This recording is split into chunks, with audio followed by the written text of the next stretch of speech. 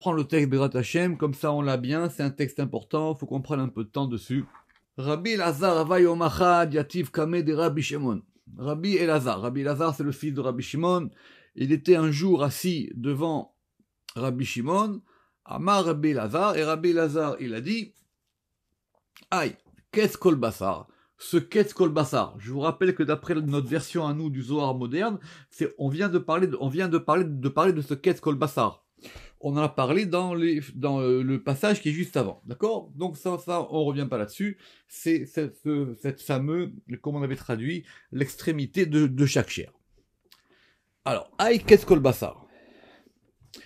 Ithane me inun korvanin. Ithane, c'est il profite. Il profite, c'est-à-dire il a un agrément. Enfin, il profite, c'est mieux, il profite. Mais inun korbanin, de ces sacrifices, de havu Israël mekarvin al gabe madbacha,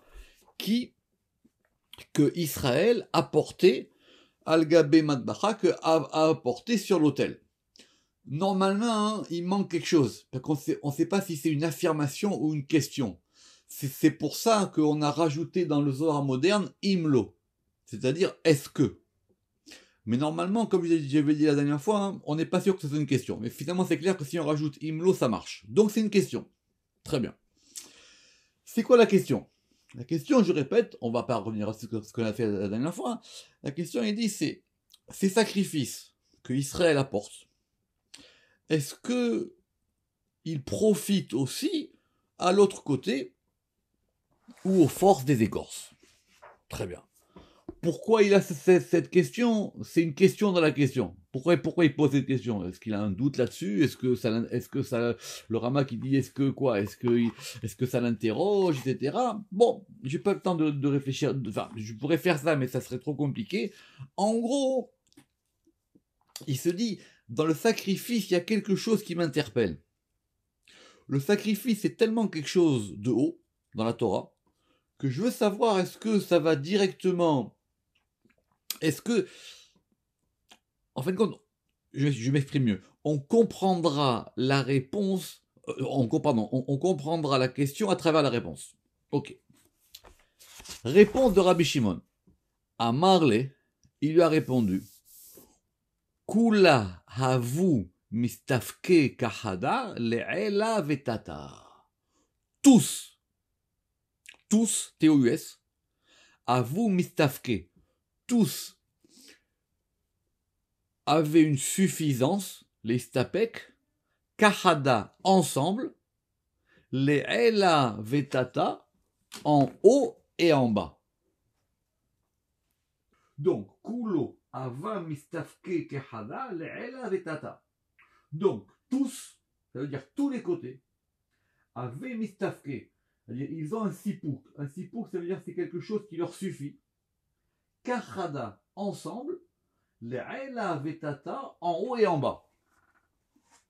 Ça veut dire, dans le sacrifice, ça participe pour tout. Kula hava mistafke kahada le'ela vetata. Est-ce qu'il a répondu ou est-ce qu'il n'a pas répondu? Lui dit, est-ce que, lui pose la question du côté de la Sidra. Il lui dit, est-ce que du côté de Keskol Bassar, les sacrifices, est-ce que les écorces, elles participent au sacrifice? Lui dit, tu as mal posé la question. Dans le sacrifice, tout le monde a une part. Ensemble, les Ela Vetata en haut et en bas. La question, elle est sur le Kechada. La question, elle est sur le Kechada, sur le ensemble. C'est-à-dire quoi ensemble? Kula avu mistafke kahada, ensemble, les Ela Vetata en haut et en bas. C'est-à-dire, 1. Pour Rabbi Shimon, le sacrifice, c'est quelque chose qui est quelque chose qui participe de tout, qui est une globalité, c'est pour tout. Tout le monde y participe, ensemble, c'est-à-dire comme un. N'oublie pas que le Kechada, c'est-à-dire, il dit, c'est comme ça que je comprends. T'as mal posé la question. C'est pas que dans le sacrifice, il y a une part pour l'autre côté. Le sacrifice, c'est un truc un, c'est une unité, c'est Kechada.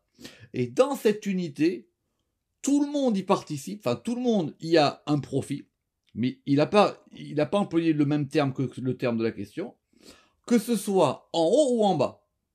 Donc le sacrifice, c'est une globalité totalisante de tous les éléments, de tous les éléments.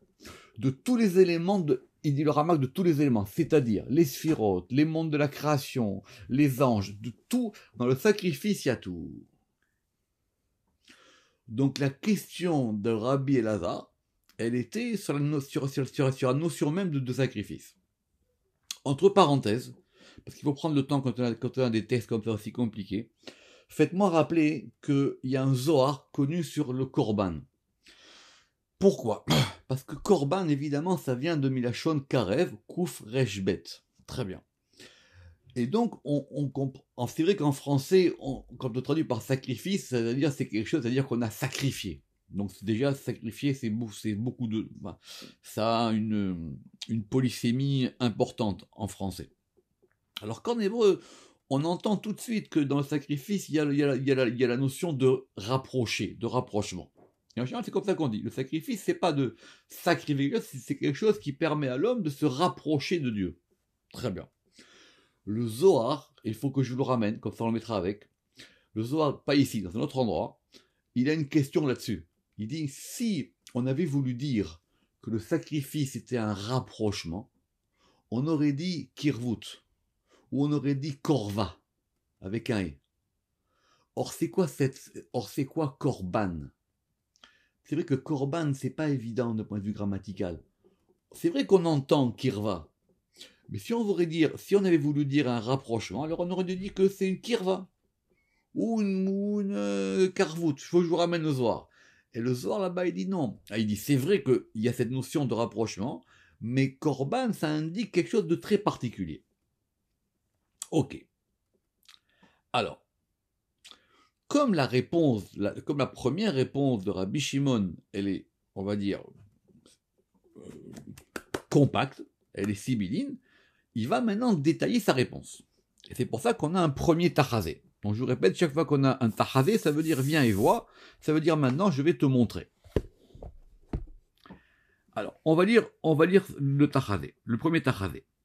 Kahane Levi ve Israël, inu nikrun adam bechibura. Viens et vois. Donc, je répète, viens et vois, ça veut dire je vais te montrer, je vais t'expliquer ce que je viens de te dire. Donc, ce que je viens de te dire, c'est pas compréhensible, donc j'ai besoin de te le montrer. Les Kohanim, les Lévi'im et Israël, ils s'appellent Adam, Bechibura, lorsqu'ils sont unis. On a une notion qui s'appelle Adam. C'est quoi Adam? C'est l'unification de Cohen, Lévi et Israël. Autrement dit, s'il manque un des trois, c'est pas Adam. Lévi et Israël les Kohanim, Kohan et Lévi et Israël, inu nikrun Adam bechibura. Lorsqu'ils sont en chibura, lorsqu'ils sont en chibura, lorsqu'ils sont en liaison, lorsqu'ils sont liés. Un chibour, c'est une liaison. Lorsqu'ils sont liés, ça s'appelle Adam. Qu'est-ce qu'il veut Rabbi Shimon ici? Après, on va détailler. Rabbi Shimon, il veut expliquer maintenant le Kechada. Il veut expliquer c'est quoi cette notion d'unification. Pour que je t'explique c'est quoi l'unification, je vais t'expliquer ce que c'est qu'un élément dans lequel on lit des choses ensemble. Israël, un juif simple, c'est pas Adam. Il faut qu'il y ait un juif simple, un Cohen et un Lévi. Pourquoi on parle de ça ici? Parce qu'effectivement, comme on va voir dans la suite, pour qu'il y ait un sacrifice, il faut qu'il y ait ces trois éléments. Il faut qu'il y ait un juif simple qui aille au temple avec un sacrifice, il faut qu'il y ait un Lévi qui reçoive l'Israël, et il faut qu'il y ait un Cohen qui s'occupe de tout. Donc dans le sacrifice, il faut qu'il y ait trois éléments. Et ces trois éléments participent au sacrifice. Je ne vais pas rentrer dans la question là-dessus, j'espère que vous avez vu quelle est la part du Cohen et quelle est la part du Lévi. Alors, selon les sacrifices, les Lévi'im, eux, c'était on va dire, les assesseurs du temple. Ils s'occupaient de toute la partie accession du temple. Selon les sacrifices, il y avait des chants particuliers qui étaient faits par les Lévi'im. Et les Kohanim, eux, ce sont eux qui sont préposés à tout ce qui est directement avec le temple lui-même et avec le fait de sacrifier de porter le sang, de séparer les parts en fonction des sacrifices. D'après le Zohar, la shrita, puisqu'il fallait, au bout d'un moment, il fallait bien la tuer cette bête. La shrita, elle est pour les Lévi'im. Les Kohanim, d'après le Zohar, ils tuaient pas, parce que les Kohanim, ils sont du côté de Chesed, et quand on est Chesed, on n'a pas le droit de toucher au sang, et à la mort, c'est pas bien. Alors, Kohane, Lévi'é, ve Israël, inu nikrun Adam. Les Kohanim, les Lévi'im, Israël, eux, ils s'appellent Adam, Bechibura, lorsqu'ils sont ensemble. Dehinun, Reautin Kadishin. Car, Inun Reautin Kadishin, c'est volonté sainte. C'est quoi ces volontés saintes? CES. C'est-à-dire les volontés saintes des trois à la fois. D'Israël, Lévi et Cohen. Donc quand tout ça est lié, ça veut dire qu'il y a un juif qui a porté un korban. Il y a un Lévi qui a fait son travail à propos du Corban. Il y a le Kohen qui a fait son travail. Et tout ça, ils le font dans une volonté sainte, c'est-à-dire que c'est un vrai sacrifice, c'est pas un sacrifice bidon. Ils l'ont bien fait comme il faut. Ils ont apporté ça une sainteté. C'est pas un abattoir où on tue des bêtes. Des inun, reutin kadishin, parce que ces volontés saintes, des salkas, qui montent, normalement en araméen on aurait dû dire des salkin, mais bon, des salkas, qui s'élèvent, migavayu, qui s'élèvent d'entre eux, EUX, c'est-à-dire de ces trois. Ahu amira okizva oahi be'ema de karvin, et à propos de cette, alors, imra kizva oahi be'ema, alors je crois que kizva, c'est l'agneau. Imra, M. Seban, c'est le mouton, je crois. Hein. De ce mouton, c'est ça. De ce mouton, de cet agneau ou de cette bête qui était sacrifié. Itztarich, de tout ça, on a besoin. C'est comme ça qu'à mon avis, il faut découper la phrase. Ad delait karev al midbacha. Avant que cela soit approché sur l'autel, les farsha ala kol chataïn, il fallait détailler sur cette bête toutes les fautes, on va y revenir, vechol reautin bishin, et toutes les mauvaises volontés, les idvada ala, et les reconnaître. Concrètement, c'est quoi? C'est qu'avant d'apporter la bête, dans le cas d'un sacrifice, ici, ce qu'on appelle les sacrifices, avant d'y aller les sacrifices délictifs, pour une faute, il fallait qu'on fasse le vidouille. C'est quoi le vidouille? C'est-à-dire qu'on doit dire, voilà, je prends la bête face à moi, je mets la main dessus, on va expliquer pourquoi, et je dis, voilà, j'ai fait ci, j'ai fait ça. Et je reconnais mes fautes. Donc ça peut être des fautes, mais ça peut être aussi kol reutin bishin, ça peut être aussi les mauvaises volontés. Pourquoi? Parce qu'il y a des sacrifices qu'on appelle hacham taloui ve hacham vadaï. Est-ce que la personne elle a vraiment fait une faute? Est-ce que la personne elle n'a pas vraiment fait une faute? Ça dépend des sacrifices. Les idvada ala, et il fallait effectivement, les idvada alea, et il fallait les reconnaître sur l'animal. Rama qui dit pourquoi? Il dit Rabbi Shimon, il est en train de répondre à son fils. D'accord.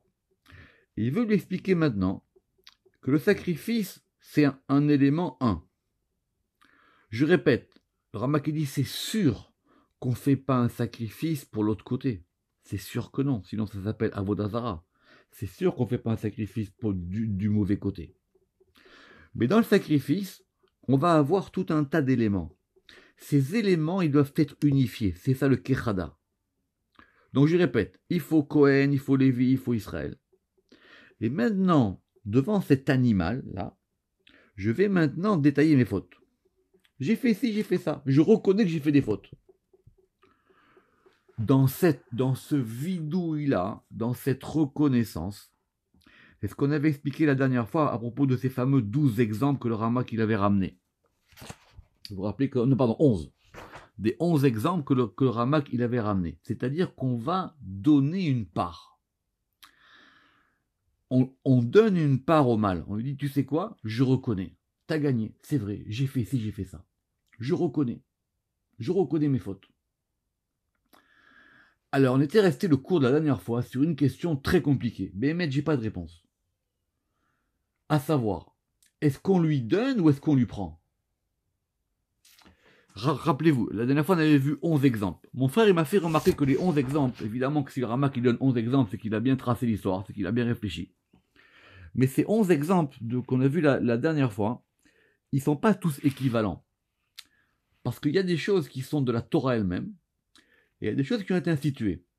Ça change quoi? Ça change le degré de participation de la chose. Alors, maintenant ici, c'est l'exemple du vidouille. Rabbi Shimon il veut lui dire que dès le départ, dans le sacrifice même, quand on amène le sacrifice, de tout de suite, on va associer au sacrifice des éléments qui viennent du côté du mal. Mais c'est quoi ce mal? Alors il dit c'est un mal qui est en train d'être réparé. Mais maintenant moi je dis ok tu sais quoi? Je reconnais, oui c'est vrai, j'ai fait ci, j'ai fait ça. C'est ça qu'il dit, d'accord? Ou même j'ai eu telle mauvaise pensée.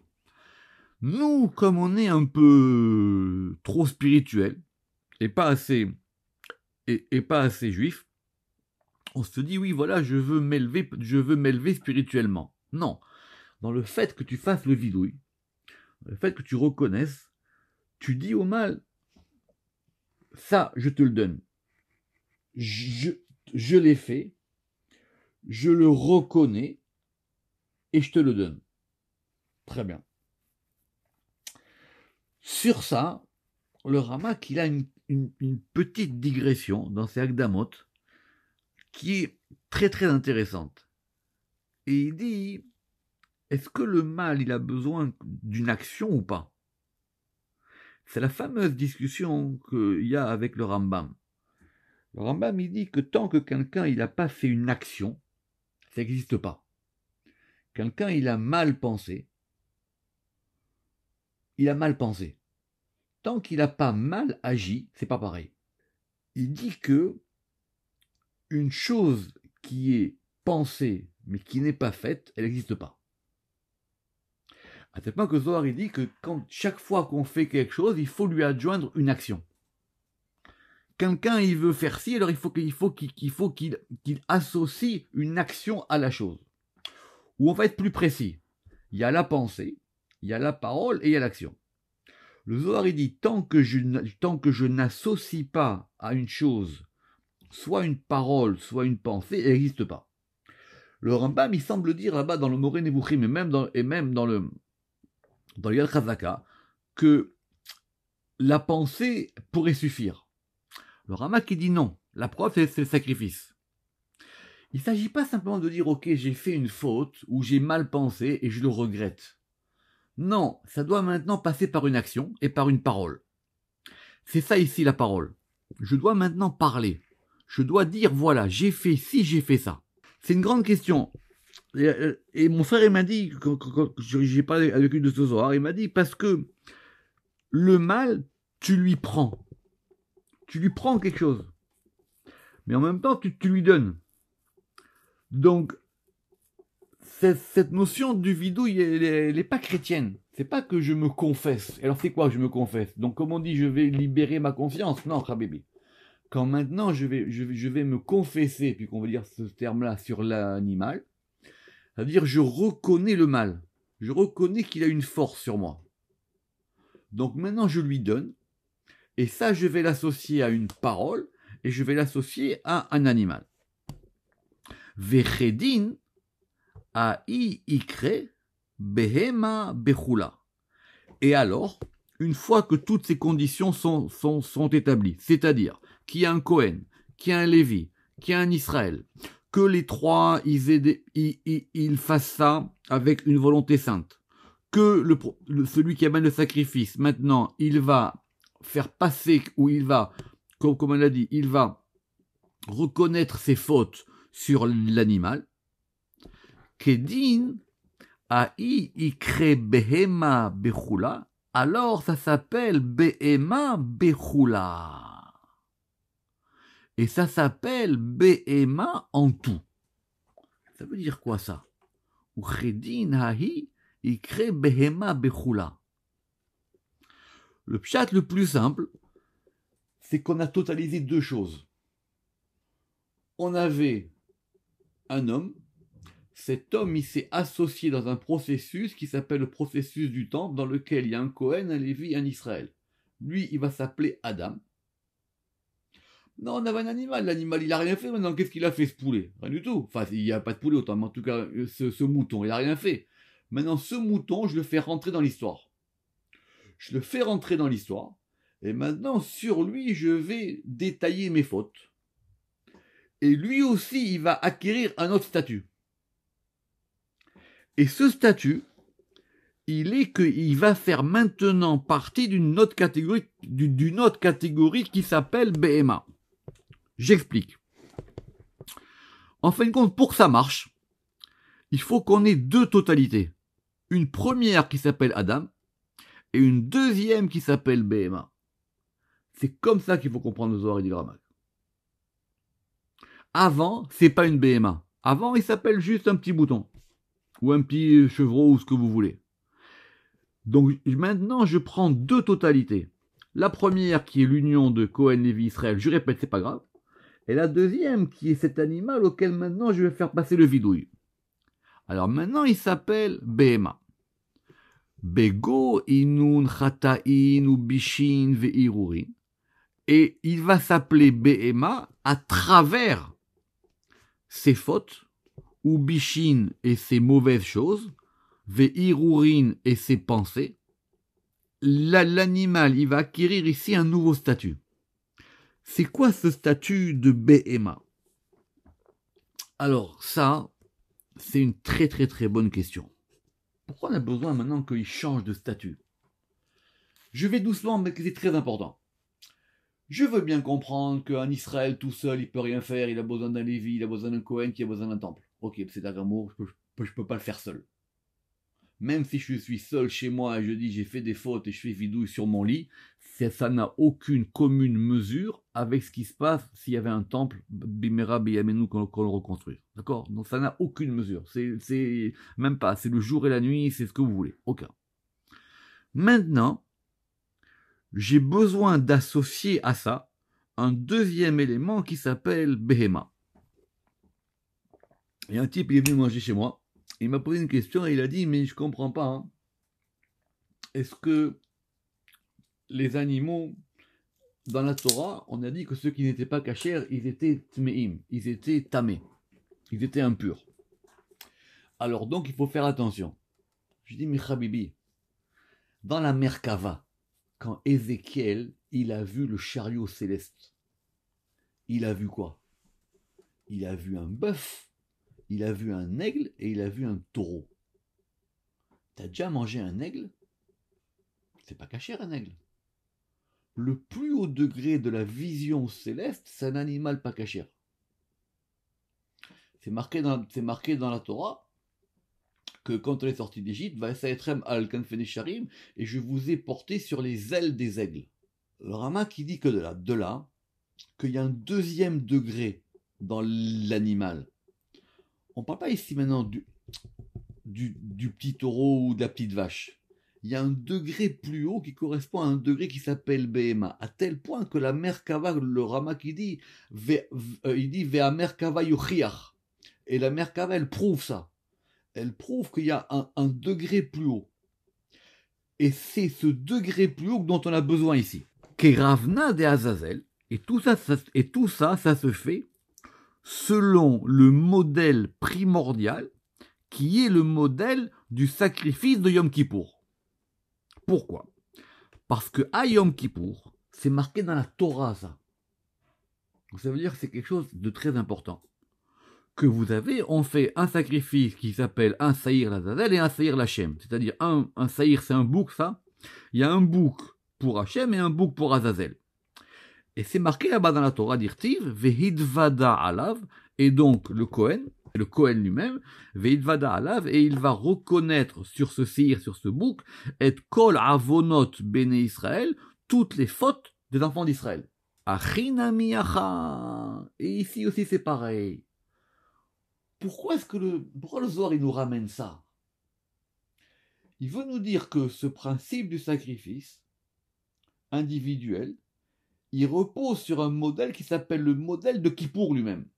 Que c'est ça le modèle numéro 1. D'ailleurs, si vous vous rappelez, c'était pour ça que le Ramak, il avait ramené en premier parmi les 11 exemples. C'est en premier. Parce que lui, il est Deoraita. C'est la Torah elle-même qui nous a dit de faire ça. Donc, ce modèle-là, c'est le modèle non seulement de Kippour, mais c'est le modèle de tout sacrifice. Or, là-bas, c'est clair, quoi. Que ce bouc-là, du côté d'Azazel. Donc, on revient. Vechad salka al gabe madbacha. Et lorsque maintenant, donc je reprends, le Kohen, le Lévi, Israël, ils forment Adam. Ce petit mouton, on a fait sur lui le vidouille, il va s'appeler Behema. Vechad salka. Et lorsque maintenant ça, Vechad salka al gabe madbacha. Et lorsqu'il va s'élever, on va le faire monter sur l'autel. Metula al-had trin, il prend 2. Il prend littéralement Metula al-had trin, il prend 1 pour 2. Ça veut dire quoi? Une fois qu'on a fait tout ça, maintenant ça ne forme plus que 1. Et ce 1, il va porter sur lui 2 choses. Un qui ira du côté de la Kedusha et un qui ira du côté de la Klippa. Mais on n'a pas fait 2 sacrifices. On n'a rien donné à l'autre côté. Le Ramak il dit ici comme ça. On n'a rien donné. On ne fait pas un sacrifice pour les forces obscures, Chas v'Shalom. C'est pas ça du tout. On fait une seule chose. Et quand tout ça s'est uni ensemble, alors maintenant, Vechad salka al gabe madbacha, Matula al-Khatrim, maintenant ça s'appelle que 1, il prend pour 2. Je vous dis comment il explique le Ramak cette dernière portion de phrase. Écoutez bien. Donc ça veut dire Chelek la Kedoshim ve Chelek la Chitzonim. Donc ça veut dire qu'il y a une part pour le côté saint et une part pour les écorces. Velo sheyu shneem yachad. Mais c'est pas qu'ils sont ensemble. Ki a kedusha ve'atuma lo ishlamu. Parce qu'évidemment, c'est clair qu'on va pas associer le bon avec le mal. Et là, kol chelek ve'chelek limkomo. Simplement, chacun maintenant va avoir sa part dans son lieu, dans sa place. Das al kaleatre. Ce côté-là, il monte vers son côté à lui. Vedas al kaleatre, et celui-là, il monte vers son côté à lui. A kedusha lechud, ve'atum'a lechud. La kedusha, la sainteté à part, et l'impureté à part. Vechen, besod atzilut, et il en est de même de ce qui va se passer au niveau du monde de l'émanation. Aliede marshava kohanim ve'leviim ve'Israël, par les pensées des kohanim, des léviim et d'Israël, qui va se passer en haut. Eux, ça va se passer dans le Beraza des Adam, parce que eux maintenant, ils constituent une unité qu'on va appeler ici le secret de Adam. Vesha'ar achalakim Beraza de Behema, et les autres côtés dans le mystère de Behema. Ou Berinkar, Das al kaleatre vedas al kaleatre. Donc quand on a fait monter ça sur la Madbecha, sur l'autel, mais tout là al-Khatrin, il y en a un qui prend 2, et à cause de ça, Salka, Da Salka Leatre, celui-là il s'élève vers son lieu, Veda Salka Leatre, et celui-là il s'élève vers son lieu. Da Beraza de Adam, celui-là dans le mystère de Adam, Veda Beraza de Behema, et celui-là dans le mystère de Behema. Et c'est pour ça que le roi David il a dit Adam ou Behema Toshi Hashem. L'homme, Adam et Behema, tu les sauveras. Donc c'est tellement compliqué que c'est ça qu'on va essayer de voir. C'est pour ça qu'après, qu'il faut qu'on comprenne. C'est du 1. Le sacrifice, c'est que du 1. On donne rien au mal. Mais lui aussi, il prend quelque chose.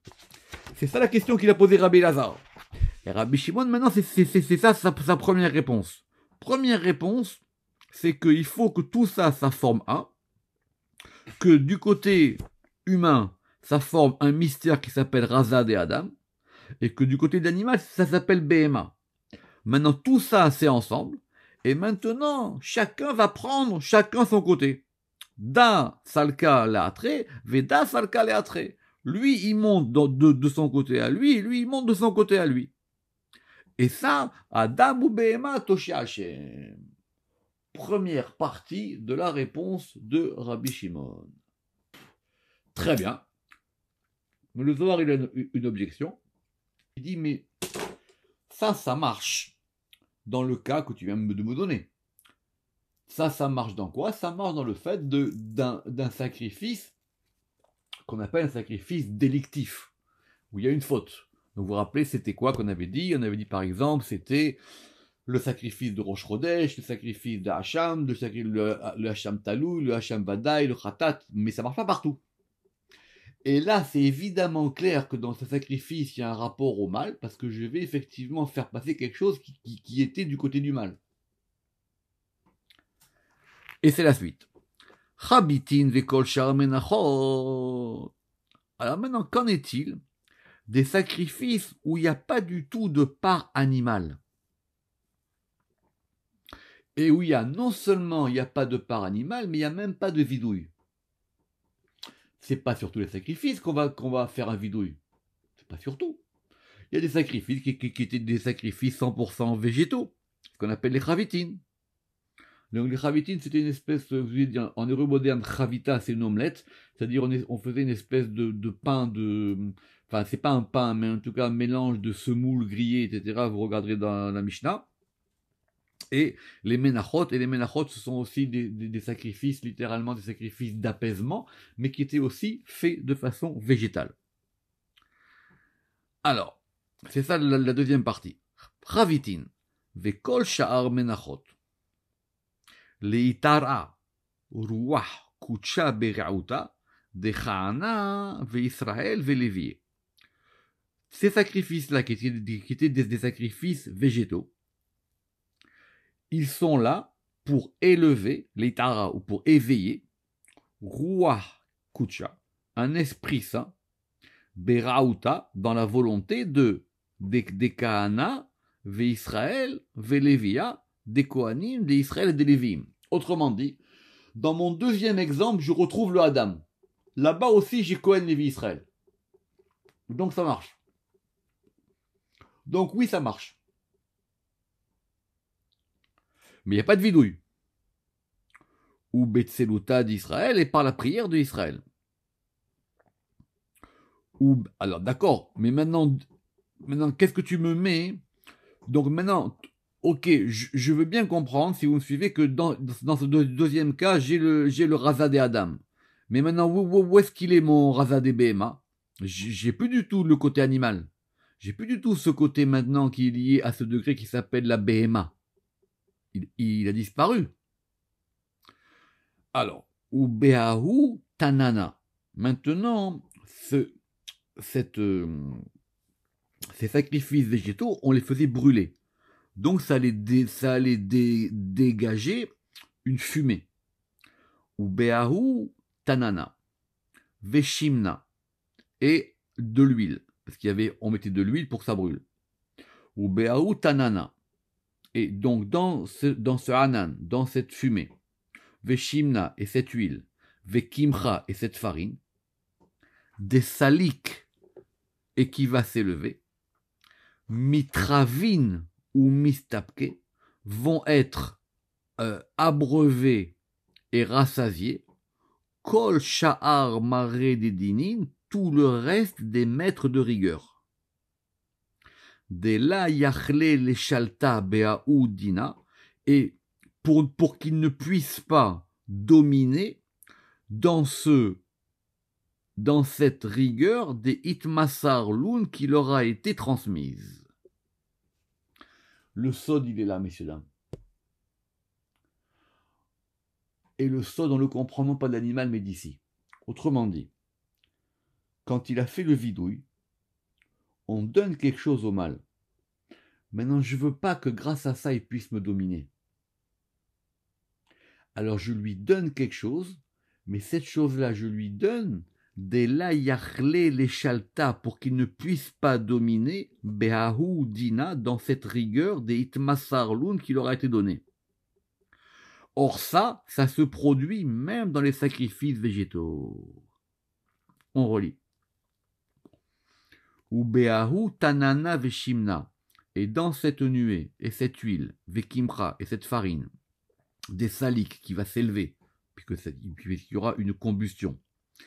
Mitravin vont être, mitravin, comme c'est il avait dit, c'est qu'ils sont, abreuvés à satiété.